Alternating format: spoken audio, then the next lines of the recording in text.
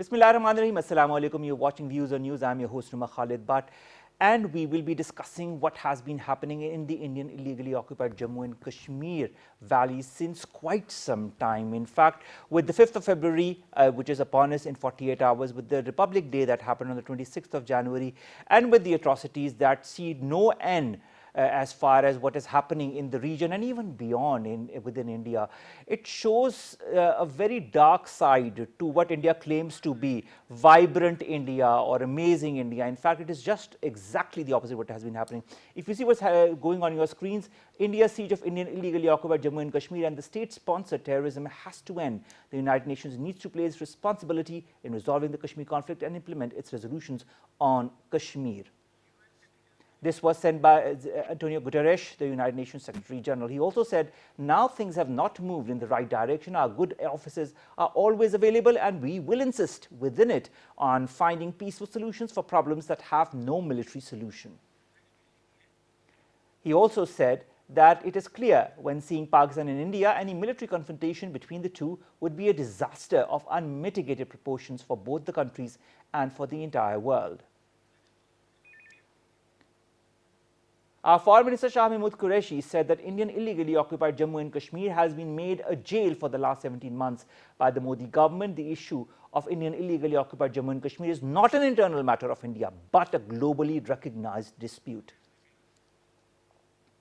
Now, of course, you've been seeing what has been happening in the Indian illegally occupied Jammu and Kashmir region. We have been highlighting the atrocities that have been or are being committed by the Indians and the Indian government, with 900,000 plus troops there inside there, with the people who do not have the basic amenities of life, whether it be internet, whether it be food items, access to that. And on top of that, all the leaders, the important leaders, are being put into jail, and there are stories of Kashmiri leaders that are in jail, incarcerated since decades. Not only that, women are being raped, children are being orphaned, the youth are being put into camps in order to brainwash them. And of course, then comes the whole issue of the domicile and all the laws that have been put into effect by the Modi government. Just recently, it was said that almost 3.5 million new domiciles have been given to non-Kashmiris in the Kashmir Valley. Now, this, of course, goes on to say what the Indian government has been trying to say and, of course, trying to propagate, so that in due time, when there is a plebiscite in the region, as per the directives of the United Nations, then they could say, you see, the number of people who have opted to stay with India has been a majority. And all this is a design by India, not since now, but since a very long time. To talk about that and much, much more, we've been joined in the studios by Waqas Naseem Saab. He's the leader of Pakistan Tehreek-e-Insaf from the Azad Jammu and Kashmir region. Thank you very much, sir, to have joined us. Thank you. Sir, I just gave a sort of a brief intro about what has been happening in Indian illegally occupied Jammu and Kashmir. But before we go into further details, I'd also like to introduce the guests who are joining us online. We've been joined by Dr. Asma Shakir Khaja Saiba, who's an expert in foreign affairs. Thank you very much, Dr. Saiba. It's a pleasure to always have you on board. And also Aslam Rizvi Saab, he's a former ambassador. Sir, pleasure to have you on board as well to talk about this very important issue, that is the atrocities in Indian illegally occupied Jammu and Kashmir. Let's begin with our guests in the studios. Waqas Naseem Saab, I gave a sort of a brief resume, as I was saying, about what has been happening and the statements that have emanated very recently. Do you see an end to it? Bismillahirrahmanirrahim. Umar bhai, Kashmir is not under occupation. Let this be very clear. Kashmir is the largest concentration camp on the face of the planet. The largest ratio of military power deployed against civilians is in the Kashmir Valley.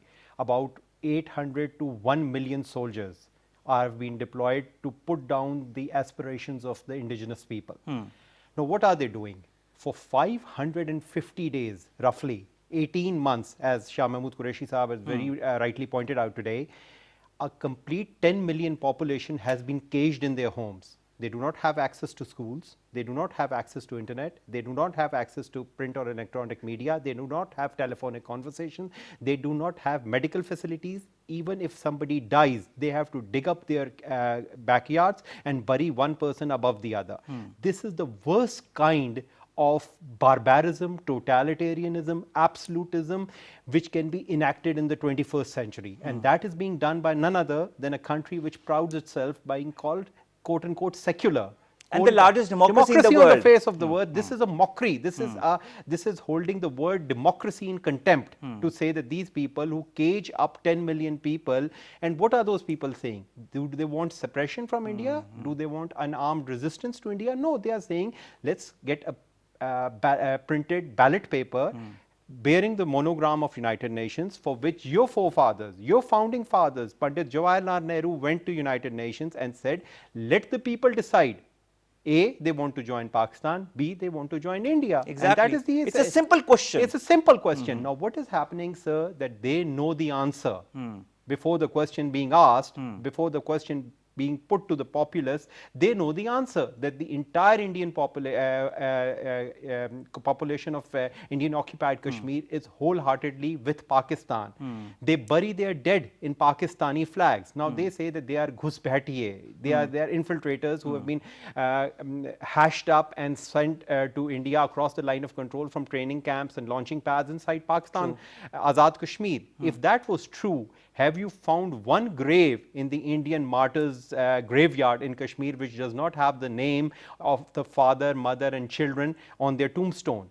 This is just a mockery that they have created. Let me assure you, sir, in the valleys of Kashmir, on the ridges of Kashmir, in the jungles of Kashmir, they are not up against some weak, docile nation. They are up against Muslims who do not know how to submit. We prefer to stand and die on our feet rather than live the rest of our lives on our knees. Our forefathers have taught us that if we are true to our cause, to our just resolution, let me assure you, it is a matter of time that India will not lose Kashmir. It will lose the complete southern part. They have got 21 insurgencies going on in Tripura, in Assam, in Bihar, everywhere. Now just look at what is happening in Delhi.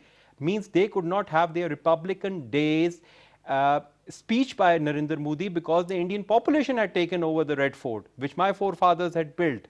So let it be known, sir, that this deafening silence which the international community is showing towards the Kashmir genocide, repression, barbarism, this is not going to last forever. Inshallah ta'ala ul Aziz, within very few times, I am assured of this, Umar Bhai, that Kashmir people will get their freedom, their just cause will be heard across the globe, across the oceans, in the echelons of power, in the world capitals, and the crescent and of green and white will flutter at the Red Fort, and you and I will proudly ourselves go over there, you being a half Kashmiri and me being a full-blood Kashmiri, that we did not submit to tyranny, we did not subjugate ourselves to brute military force, rather we stuck to our ideals, and God has blessed us with freedom. All right. A lot of optimism emanates from Waqas Naseem Saab. Dr. Asma Shakir Khaja Sahiba, do you agree or disagree as far as the future of Indian illegally occupied Jammu and Kashmir is concerned? And all that is being emanated, I did give a brief review in the very beginning. Would you proceed with cautious optimism or pessimism? Thank you so much. It is a really interesting question. For me, what Mr. Waqas has said, that reflects upon the determination of Kashmiris even after 73 years of illegal Indian colonization. Kashmiris are determined to seek their basic human right by choosing that which country they want to, they belong to. So yes, and I would like to ask that if you know any colonial power in the history of the world which was able to maintain and sustain its illegal occupation for unlimited time period.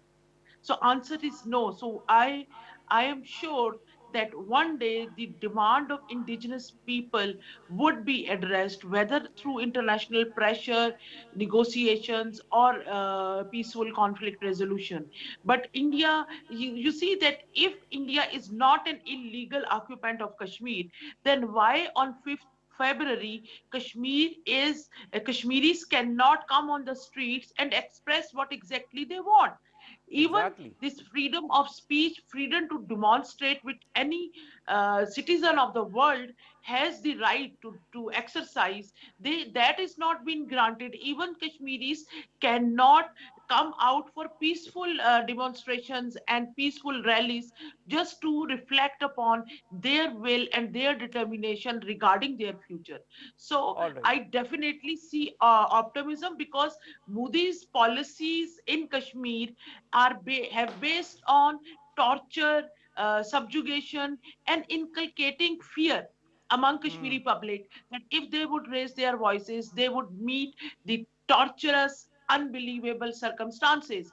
But if still Kashmir is a burning issue between Pakistan and India, it means that Modi is unable to inculcate the fear they aim to, or which their objective is. Here In I fact, would this is like what to their add objective has that been during for a long time, Dr. Saiba. Aslam Rizvi Saab, so many resolutions in the United Nations as far as the Kashmir issue is concerned. The first, in fact, time that this issue was raised in the United Nations was raised by India itself in 1948. Since then, scores of resolutions have been put forward in the United Nations. No tangible action has been taken. How important do you feel is the role of the United Nations as far as the resolution of the Kashmir issue is concerned? And I would like to quote Antonio Guterres, who very recently said that India and Pakistan need to come together and seriously discuss their problems. But of course, he was referring to the Indian illegally occupied Jammu and Kashmir issue. Well, the Secretary General of the UN this is not the first time that he's talked about the possibility of the two countries coming together and implementing the UN Security Council resolution. He said that last year also. He was also during the visit to Pakistan on the Afghan refugee conference. He reiterated that. The problem is that the resolution by the United Nations Security Council with regards to Kashmir is under Article 6 and not Article 7, which can be enforced by force. So India has been trying to throw dust in the eyes of the world and trying to not implement the issue on the grounds, saying that the ground realities have changed. And having held fraudulent elections way back in the 50s, claiming that since the people there had voted there, and which was hardly 2 or 3% people had turned out, that they have reconciled to the fact that it would be part of India. Now, the other important point here is to be noted here is that there are UN Security Council resolutions which have said no action by India of such nature can overrule the United Nations Security Council resolutions. So India, however, over the years has been stonewalling the implementation of the Kashmir issues on the United Nations Security Council. But there have been efforts in the past for trying to resolve the differences between Pakistan and India, because of the fact that over the years we have seen that we have been gone over wars, and we have been now undergoing many skirmishes, and every day you find there are violations of the line of control. And since the earlier times, today India and Pakistan are both nuclear power. And given the belligerent attitudes, the rhetorics that are coming from the politicians as well as the military in India, and the threats in which they try to befool their own nation by making a strike at Balakot. So there are these, and of course Pakistan responded appropriately in a dignified and a better manner. Now the problem arises here is that India is having the problem not only with just Pakistan but with other neighbors, and especially even including the military and conflicts. They have taken on China as well, and you have statements coming from the army chief saying that they can fight Pakistan on two fronts. I mean, they can't, face Pakistan, and they're talking about, two-nation wars. So the point is that we have to be extra careful, and as our chief of the army staff in the graduation ceremony of the PF cadets recently mentioned the fact that Pakistan wants to have friendly extend the neighbors. hand of peace in all directions. This is what he said. The Yes, we chief of the want army peace in said. all directions. And so we have extended a hand of friendship from them, but India has always responded. That is a very important point, and I'd like to come back to the studios. Kindly stay with us. I'd like to come back to the studio to ask the same question by Waqas Naseem Saab.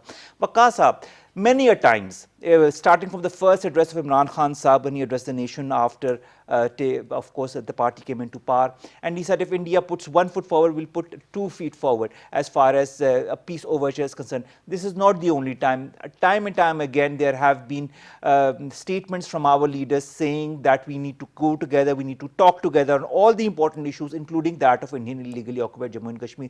India does not give 2 hoots about it, despite the peace overtures, the latest, of course, overtures by the army chief, General Bajwa.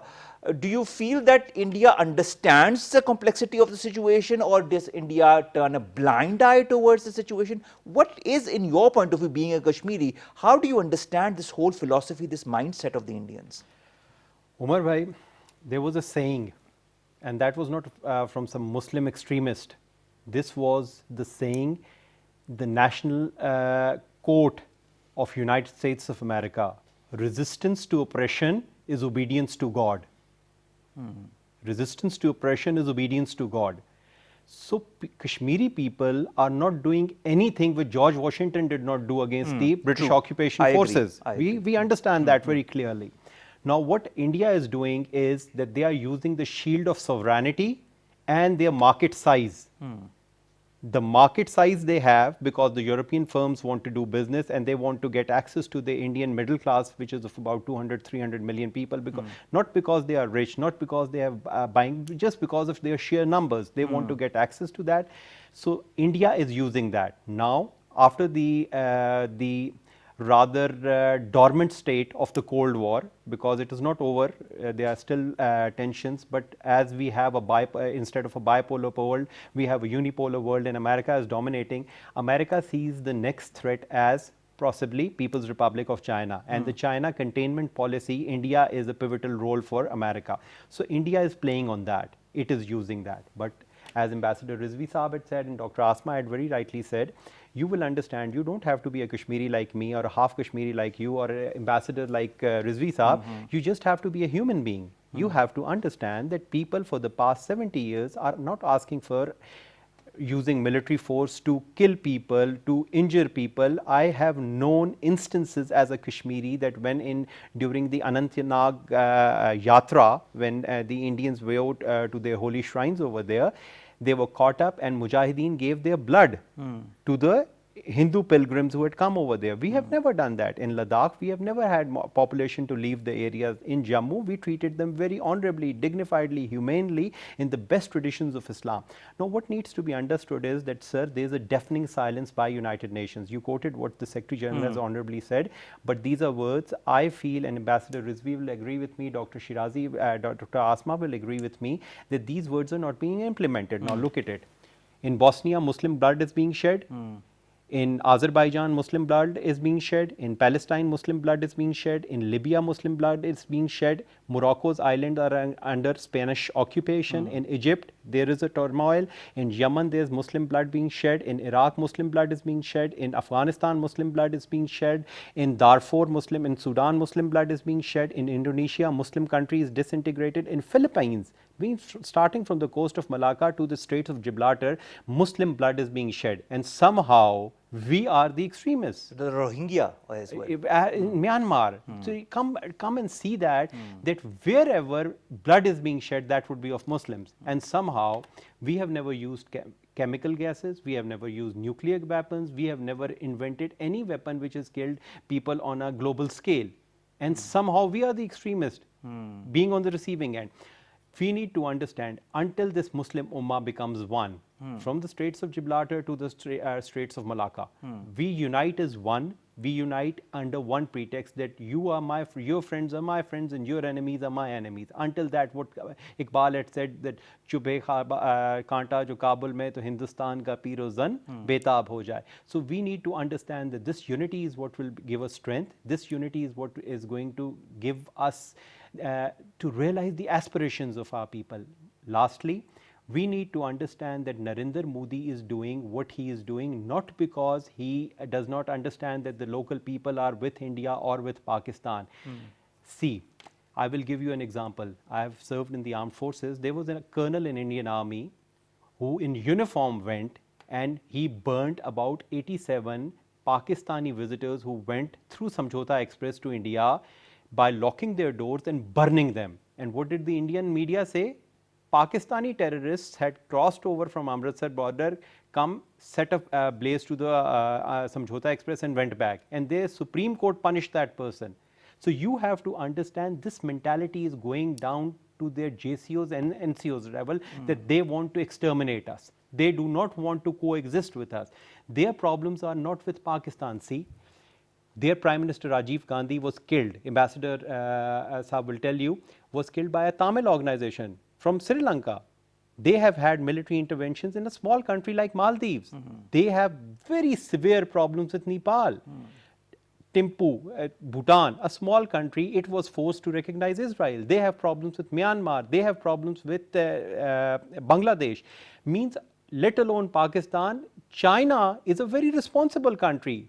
They have got 3,500 kilometers of undemocratic border. They do not even have a border. They have a line of actual control. So what is that contributing is, Umar Bhai, that they are making by every passing day things difficult for themselves. And let me assure you that India is going to implode. It does not need enemies. It does not have any Islamophobia. Is not going to. They are just trying to hold together people by Islamophobia. Their artists make Bollywood movies where one actress comes and he kills about 500 Pakistani soldiers who have growing beards and running. And of course, hungry. they make films on all the false flag operations as well. Of course. Well, continuing on the same vein and going back to our panel that is waiting for us online, Dr. Asma Shakir Khaja Sahiba, when Waqas Naseem Saab talks about implosion of India from within, of course, because of the different movements that are going on and the way they are treating their minorities and their farmers and so on and so forth. We'll come to the farmers a bit later in the show. At the same time, I'd like to state that the Indian Minister of State for Home, G.K. Reddy, in a reply to a query, has informed the Indian Parliament that the authorities in Indian illegally occupied Jammu and Kashmir have issued a total of 3,380,234 domicile certificates until the 25th of January this year. Now, of course, we know that this was a law that was brought forward by the Indian government, and of course, what happened in 2019 as well, 370-35A, and so on and so forth, and all the other different laws that the Indian government has put forward as well. Dr. Sahiba, do you feel that due to any pressure whatsoever, the Indians might reconsider all these laws that they have scrapped, all these new laws that they have brought forward, or is it just this is just one chapter of many other chapters that are going to be written as far as this region is concerned? A bit complicated question, but we have to see that Modi aims at building Indian nationalism on the foundation of Islamophobia, on the foundation of hatred towards Muslims and towards Pakistani. So I don't see, and Modi government uses these discriminatory laws as a feather in their cap, and they're one of among the list of achievements of Modi government that they have constructed those laws. So I don't see, or I can't foresee such rationality in Modi regime that they would realize that they themselves are harming the country they pretend to love and they pretend and they belong to. So I don't think so. But you know, because of these laws, Indian government, the laws which Indian government which we exercise in Kashmir, all these laws are based on violation of human rights. All of those laws are based on strengthening their occupation of Kashmir. All of those laws, they don't care about individuals or people living like Indian paramilitary forces can pick anyone, even the government officer, under the notion that he may be involved in any activity which is against the interests of Indian government. And this Agreed. interest term is quite vague. So I don't see that soon those laws would be vanished. But yes, there is solution. As you said, the Indian government is giving domiciles to millions of people. So whenever the Kashmir conflict would be resolved, or then Pakistani government or international community can set a benchmark or a bench date, that after that date, all domiciles issued, Kashmiri domiciles issued to anyone, would be considered as null and void. So whatever That's a Modi very government is important point that you doing, have and they raised, are Dr. Saiba. hoping that, yeah. So this is, I think this is irrationality of Modi regime, that they are thinking that like Kashmir is their occupant land and they can do whatever they want, and that those actions would not have repercussions. Those actions definitely have repercussions, and definitely all those people, all those Kashmiris who are suffering from Indian occupation, they will respond back. And going to the point raised by Mr. Waqas about the communal harmony in Kashmir, if we see a very important voice which is raising the Kashmiris' plight in international media and forums is this Dr. Her name just slipped. Natasha Kaul. So Dr. Natasha Kaul is a Kashmiri Pandit, and she is the one who even gave her testimony at the US Congress. So, True. so India's desire or India's agenda to present Kashmir as a communal conflict or some internal conflict, as Waqas said, the issue of sovereignty, that is being rejected by even by Kashmiris from other religions living in Kashmir, because Kashmir is a communally harmonious region. And this reminds me what Indian Army did when Clinton visited Kashmir during his regime tenure in USA. They killed more than 40 Kashmiri Sikhs in in a small village close to Srinagar, only to present to international community that Kashmiri terrorists, so-called the freedom fighters, they have agenda against non-Muslim Kashmiris as well, and they are cruel to them. And this action was only taken, like 40 innocent people were only killed by Indian forces to pressurize Clinton not to talk about Kashmir during his visit to India. So That this is so is the true. mentality of India. This is Exactly, and this is a how mentality a that I don't see Kashmiri blood changing as well, doesn't Dr. matter. Saiba, to be very frank. Aslam Rizvi Saab, Yeah, coming to you. even The United States, the current leadership that is there, whether it be Joe Biden or Kamala Harris, have time and again talked about the Indian illegally occupied Jammu and Kashmir issue as a human rights issue.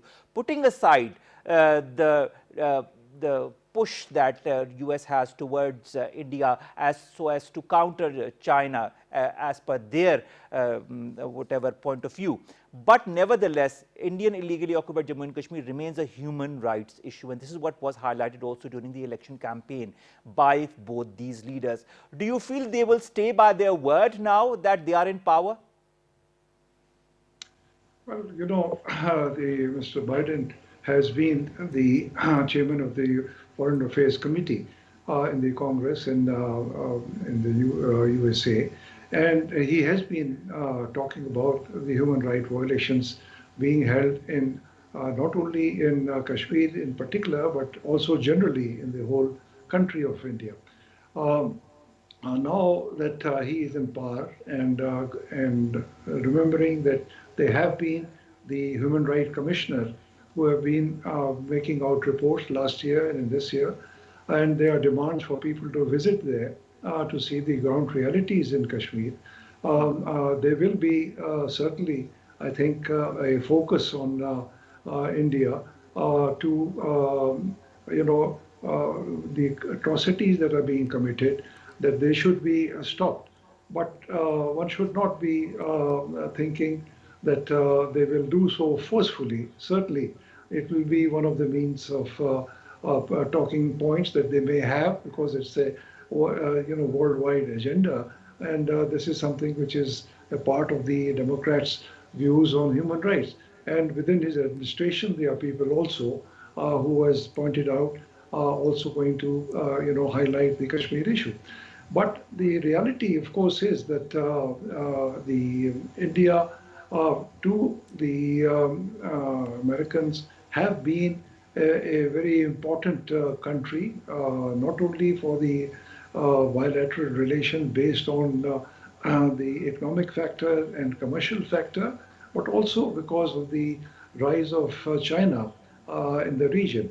So they, of course, having been through two wars, Iraq and Afghanistan, ongoing conflict even now, have been, the coffers are empty. The Americans have looking to outsource their conflicts to some other countries. As you see, they have been very strongly pushing Israel to be the Chaudhry in the Middle East, and in this region they want the Indians to be playing the same role against China.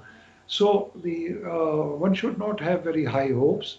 We have to sort of realize that we have to look at the relationship with the America, which has been, it had its ups and it has been down and downs. And we saw even during Obama's period and Trump's period, it was somewhat lukewarm. And today, of course, But Ambassador Saab, you remember even during Trump's time, Donald Trump had time and again said that if India wants, he can sit down and try to be the mediator as far as the issue of Indian illegally occupied Jammu and Kashmir is concerned. This never happened, did it? No, it did not. Very simply, the problem is this, that, India does not look at Kashmir as a international dispute. I mean, it's blind to the fact that, the United Nations Security Council met after the August last year, and they reiterated that the Kashmir is an international dispute and it must be resolved under the UN Security Council resolution. But India, as long as it says that it is part of Kashmir, Kashmir is a part of India, and mediation or arbitration can only take place when both parties are willing to do so. India, on the other hand, of course, has been rejecting that. Now, the other point is that though in the past we have had some efforts made, you saw that Bajpayee came here with the Lahore Declaration. But that was ages ago, sir. Yes, that was ages ago. But since Modi's government has come, I mean, things have gone from more extreme, as pointed out by Ms. Asma, that the hardship that is being faced with the Kashmiris, the brutalities that are being affected on them, is getting bad to first. But on the other hand, Pakistan has always been trying to open a door of dialogue. We've been over the years been saying that we can only resolve this issue through dialogue and not through military means, reiterated, of course, by the military here as well. But the point is that as long as Modi continues with his atrocities and repression in Kashmir, what is there to talk with them? So it is important that they have to show something, and there has to be pressure. Exactly, there has to be pressure, they have to show something, but in fact nothing is happening as far as the world is seeing, as far as Pakistan is seeing, as far as even the Kashmiris are seeing. Reverting to my guest in the studio, Waqas Naseem Saab, there have been defense deals between the US and India. In fact, very lately, there has been a deal of selling aircrafts by the US to India as well. Then there are human rights organizations such as Amnesty that have been closed. Then there is the firing across the line of control to UNMOGIP vehicles, which of course India denied, as it always does, because that is part and parcel of their diplomacy or politics, so as to say. I mean, in a time period, Waqas Saab, when, as Ambassador Saab also pointed out, economies across the world are dwindling, whether it be the US economy and Indian economy, can countries like India afford to involve themselves in such human rights abuses as they are, and can they afford the cost of it in the long term? They can't, in simple words. But Umar bhai, it is their, they are in a catch-22 situation. If they don't do it, the problem being with India is not only Kashmir. What are they going to do with the Dalits? What are they doing with Khalistan? What are they doing with Tripura and Assam? True. What are they doing with the freedom fighters of like Ulfa? What are they doing with the Tamil people? Now, across India, if you analyze the people from the north and south, their physical appearance is different, their dialects are different, their way of eating is different, their way of praying is different. True. So what is happening is that India feels that brute force is the only thing which will unite the nation, and anti-Pakistan sentiments will unite India. So for this reason, there was an orchestrated attack in Pulwama where some people died. And of course, there have been apprehensions by our leaders as well Leadership. about a false flag operation that might happen. Now let me come. I've served briefly in the armed forces. My father served in the armed forces. My grandfather fought in the independence war as a third generation army person. Let me assure you, sir, one thing very, very, very clearly. Through you to the Indian generals and Indian military establishment, between us and the Indians, there exists mad phenomenon, mutually assured destruction. We are not a banana army, we are not a banana republic. Our 220 million people stand shoulder to shoulder with their armed forces. We are proud of our forces, and our armed forces have never given even a worthless grain of sand to the Indians. They have stood their ground. Whenever, wherever they have been called, they have shown their determination and their will. What has changed is that when Khan Saab went, my leader went to United Nations. He represented Not once, but twice, in twice, fact. and he was so clear in his words, in his expressions about Kashmir, that there was no doubt left in the minds of any Indian that under Imran Khan's leadership, a sellout of Kashmir is not possible. You saw what happened in Balakot. They came, they killed 2 crows, they had eco-terrorism, destroyed 2 or 3 trees. But which they, went of down. course, stated otherwise. They said that such a lot they had. But that claimed cup a lot of tea, destruction. I had the privilege of seeing that cup of tea, and that is very remarkable. And they came in the darkness of the night. And when our Prime Minister ordered, our falcons went and blew down their vultures in broad daylight at 11 a.m. in the morning. Exactly. So let this be assured, whatever defense deals they have with the Americans, they might get Rafales from the French, they might get Apaches from the Americans, they might get Bofors from the Swedish. But let me assure you, sir, it is not the gun, it is the man behind the gun who fights. We have never won in Panipat. We did not build the Red Fort in Delhi by sheer numbers. We were always inferior in numbers. It was because we were the better soldiers. We always stood for honor and dignity. We always were fighting for the oppressed people who That were is in true. the caste. We've always fought for honor and dignity. That is what you've said about the Kashmiri people, and I think you're completely right, because all of us agree with this. So does our panel, who is listening to this program online as well. Dr. Asma Shakir Khaja Sahiba, Pakistan's role to highlight Indian illegally occupied Jammu and Kashmir atrocities, whether it be Shah Mahmood Qureshi Saab's latest statement, where he hopes the new US government will play a role to solve the Kashmir issue, whether it be the Chief of the Army Staff as well, who talks about peace overtures, or whether it be our Prime Minister also, who has time and again talked about this Kashmir issue on different fora, and of course has tweeted about it as well. How important has been the Indian effort to highlight this issue? See, when there is atrocity and that is not visible and audible to the world, then it is the basic responsibility of Pakistan to do that role with which their Kashmiri brothers can't play, because they've been occupied by India, because they are in the chains of Indian occupation. So definitely Pakistan has to highlight those issues, and highlighting atrocities in Kashmir is so important, because I feel, as a student of international relations, that somehow internationally silence among international community and international organizations is one of the most pertinent enablers, which enables India, which is enabling Modi to carry out, practice their policies of atrocity, subjugation, and to harm Kashmiris' dignity, self-respect, and their status as a dignified citizen of international community. So definitely Pakistan has to raise those issues to reduce the space of enablers, to realize the international community or that so-called civilized world, that how they are part of the problem. and if they would have guts, if they would have realization, and if they would have acknowledgement beyond the economic interests or political interests and political or strategic realignments, Kashmiris would have given their right to self-determination years back or decades back.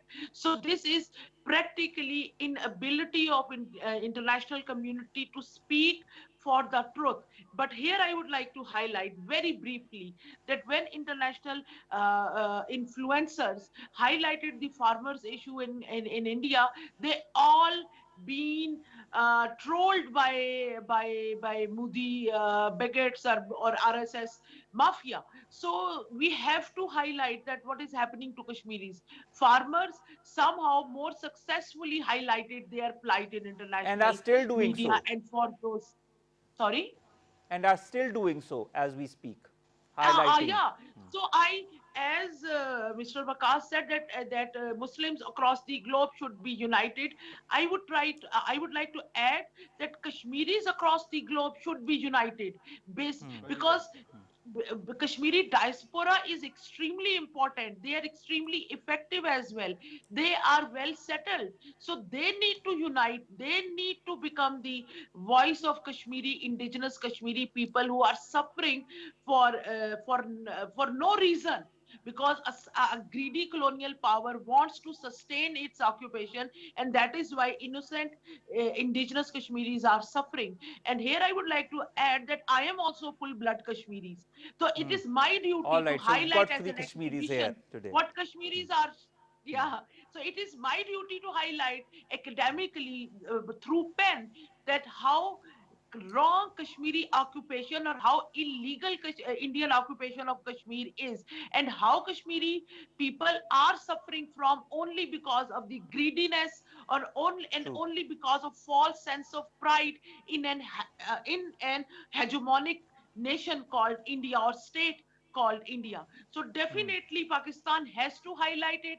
Pakistan has to highlight atrocities and subjugation of Kashmiris in a firm, dignified manner, and Pakistan has to make Kashmiri voices audible and visible to international community and influencers. All right, This is Aslam Saab, extremely important. Pakistan is highlighting the Kashmir issue across the world, as we've just talked to Ma'am Asma Shakir Khaja Sahiba as well.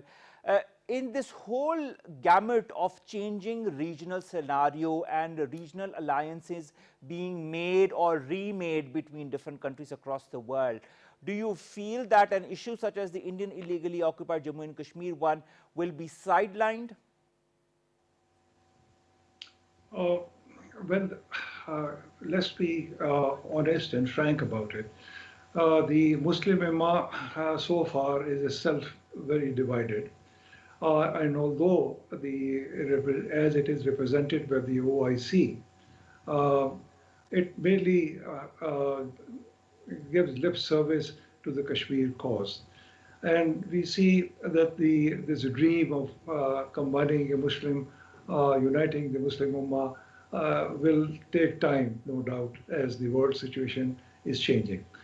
Now, then we also have to realize that there has been some awareness and gradual condemnation of situation that is taking place in Kashmir, not only in the UN, but also in the EU and even the British Parliament and so on. True. So there is a gradual impact of the efforts being made by Pakistan to highlight the Kashmir issue, and also to use the diaspora of Kashmiris abroad to give them support and political support and whatever possible way to highlight their own situation.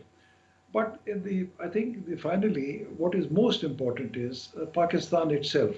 You know, we are fortunate that we have a very strong military capable of defending our territory, and to show that what we can do against any misadventure by India. But it is not just the military strength, because if that were the case, the Soviet Union would not have dissolved. What we need to do is to strengthen our political system. We have to strengthen our economy, And that is very important. The stronger we become, the more resonance That's a it will very have important point. The from stronger we become, yes, with the the rest of more eminently we can highlight this issue, and the more the global community will also listen to Pakistan. Because Pakistan, I feel really, Aslam Saab and Dr. Asma Shakir Khaja Sahiba, is the only country that has been highlighting this Kashmir issue since decades, and unendlessly, untiringly, without any delay, it has been talking about this issue on all the different fora. And we really hope that someone really listens to it, and it's not just words that come out of people's mouths and leaders' mouths, but these words translate into tangible action and a plebiscite and the right to self-determination for these people who have been under this brutal torture of the Indian government since decades. Thank you very much, Aslam Rizvi Saab. Thank you very much, Dr. Asma Shakir Khaja Sahiba, to have joined us online. And finally, thank you very much, Waqas Naseem Saab. I would have talked to you for a couple of minutes more, but we're a bit short of time. But thank you so very much, sir, to be present here in the studios and to have highlighted this in a very eminent manner. We, from the core of our hearts, believe in this issue. We want the people to get their due rights, and I really hope somebody up there listens about this. Just one word. Khan Saab is going day after tomorrow to Kashmir in Kotli on the line of control. I know, sir. And that will be a turning point in Kashmir population and freedom struggle. You will see that. Inshallah, inshallah. With that, ladies and gentlemen, we come to an end of today's show.